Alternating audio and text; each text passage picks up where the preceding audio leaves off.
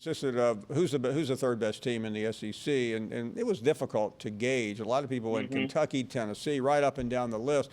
And I realize this is an evolving situation, but today we know who the top two are. Who would be the third best team in the SEC? I mean, I have a hard time not casting my vote for the Aggies, even if those could be famous last words, because the Aggies, I think, are knocking on the door of the Chicago Cubs, mantra. There's always next year because we're going to keep recruiting. But at the end of the day, I really do feel like A&M looks a lot like kind of early Georgia, where when you just keep recruiting at this level, at some point you're going to break through it. Maybe they don't beat Alabama again.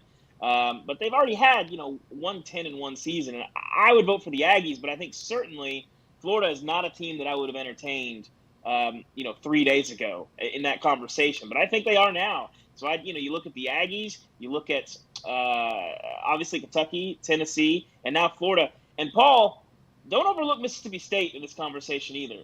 They are getting no love coming into the season. But if Mississippi State is sitting here in December as the third best team in the SEC, people should not be surprised looking at what they bring back, what they can do. And then, of course, their defense with Zach Arnett running the show there. They're really good on both lines. Don't sleep on the Bulldogs. That's what we call a hot take in the world at ESPN. So we're glad you came on board because we haven't had too many hot takes today. Those are some of the positives, and I know we haven't talked about Georgia and Alabama yet, but there's plenty of time for that. But who would you be most concerned about right now? Between Georgia and Alabama? No, in the entire SEC. Not Georgia and Alabama. Everyone after that. Yeah, in the entire SEC.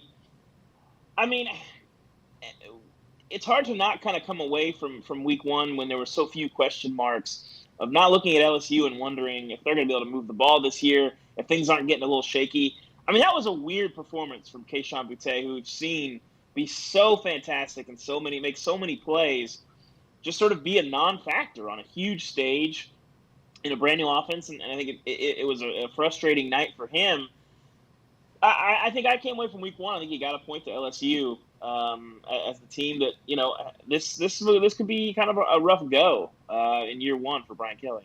And thanks for watching ESPN on YouTube. For live streaming sports and premium content, subscribe to ESPN Plus.